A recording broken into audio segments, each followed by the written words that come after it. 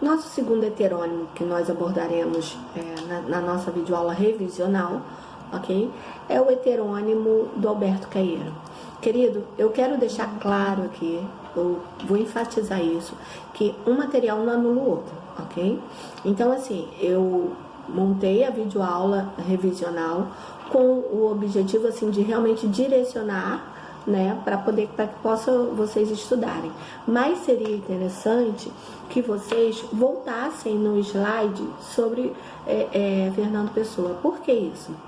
Porque quando vocês forem fazer a análise, lembre-se sempre do que eu falo, ok? Vocês têm que assimilar as características do autor, do texto, tudo bem? E encontrar, na verdade, o que se torna o argumento é o verso que vocês utilizam, tudo bem? Então, assim, quando vocês se acostumam a fazer essas relações, então vai ficar, na verdade, assim, vai ficando mais, linguisticamente falando, fica mais técnico essa parte da literatura. Então, a literatura deixa de ser algo tão subjetivo. Tudo bem? Bom, vamos lá. Nosso próximo autor é o Alberto Caeiro. Lembra que eu falei que o Alberto Caeiro era um dos heterônimos de Fernando Pessoa?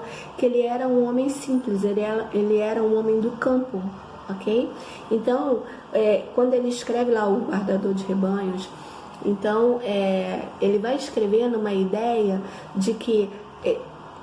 de falar sobre os pensamentos, sobre as sensações, e isso ele retoma o tempo todo. Então, quando ele fala, quando eu falo de Alberto Caeiro, eu falo de alguém que tem uma linguagem simples, tudo bem? Mas essa simplicidade, ela não deixa de ser complexa. Lembra que estamos falando de Fernando Pessoa, então o tempo todo ele vai trabalhar com essa dicotomia, o tempo todo ele vai trabalhar com essa complexidade. Então, o fato de eu ter um heterônimo que seja alguém do campo, não vai torná-lo uma pessoa simples. Ele é simples no que tange a vocabulário simples, a costumes e modos simples, mas a visão que ele vai ter de mundo é uma visão filosófica. Bom, eu vou ler um trecho, né, de um poema que chama A Criança que Acreditava em Fadas, tá? Então vamos lá. A criança que pensa em fadas e acredita nas fadas age como um Deus doente, mas como um Deus.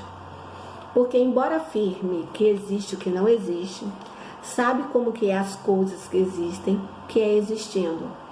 Sabe que existir existe e não se explica. Sabe que não há razão nenhuma para nada existir. Sabe que ser é estar em algum ponto. Só não sabe que o pensamento não é um ponto qualquer. Então, preste atenção no seguinte, quando a gente fala desse poema, nós estamos falando de uma complexidade filosófica, tudo bem? Porque nós estamos partindo de um mundo sensível, que é um mundo de criança, uma sensibilidade infantil, né, que o rodeia, tudo bem? Como forma de conceber a inexistência.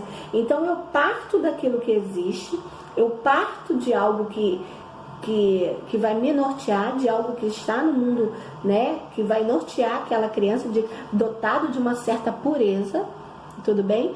E vou ali conceber uma inexistência, ok? É como se eu fosse negar o inegável, tudo bem? Então prestem atenção no seguinte, então o tempo todo Alberto Caeiro ele vai se opor a essa metafísica, ou seja, um desejo de não pensar. Então isso vai fazer o quê? Vai fazer com que ele se oponha, tá, a essa reflexão aí, essa matéria básica dessas suas reflexões. Eu vou ler um outro poema dele, que é a respeito do Tejo, do rio Tejo, em Portugal, tá? O rio Tejo é um rio que tem extrema importância para os portugueses, né? É um rio que corta castelos, pontes, é um rio que por onde, na verdade, circulou grandes navegações, o poema vai falar sobre as naus, que eram essas caravelas enormes. Então, assim, o rio Tejo ele realmente é um rio muito importante para o português. E claro que, uma vez que estamos falando de Alberto Caeiro, a natureza ela vai ter uma importância muito grande, tudo bem? Eu coloquei até nesse material uma imagem do rio Tejo para que vocês tem uma ideia da extensão dele, tudo bem? E coloquei uma imagem da Naus também para que vocês possam ter uma ideia do que vem a ser, tá? Então o poema fala o seguinte: o Tejo tem grandes navios e navega nele ainda, para aqueles que veem tudo que lá não está, as memórias das naus. O Tejo desce da Espanha e o Tejo entra no mar em Portugal. Toda a gente sabe isso, mas poucos sabem qual é o rio da minha aldeia e para onde ele vai e de onde ele vem. E é por isso, porque pertence a menos gente, é mais livre e maior o rio da minha aldeia. Então, o que ele vai falar aqui? Ele vai falar justamente sobre essa importância desse rio Tejo. Então, quando eu falo de Alberto Caeiro, ele vai falar, olha só, ele vai falar o seguinte, que todo cristão ele não existe, mas a natureza sim.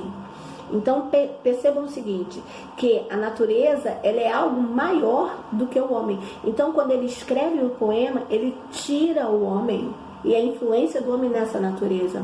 Porque para ele é como se fosse essa manifestação de Deus seria através dessas pedras, das flores, dos rios, do sol, porque ele é cercado disso. Tá? Então ele fala o seguinte: a natureza é partes sem um todo, reitera o poeta. Os olhos e os ouvidos são os instrumentos para saber o mundo. Então eu vou ver e ouvir. A partir daquilo que eu vou conseguir trazer essa explicação. Por isso que eu retomo aqui. Alberto Caeiro era um homem simples, um homem do campo, tudo bem? Mas isso não fazia dele alguém que não trouxesse aí uma visão filosófica da vida, tudo bem? Então ele vai falar também que ele vai ter uma influência, e eu vou falar com vocês a respeito de um poeta norte-americano que não só influenciou Alberto Caeiro, como também influenciou o Álvaro de Campos, ok? E aí percebam que vocês vão conseguir, isso vai ficando mais evidente e mais claro ao longo da nossa videoaula.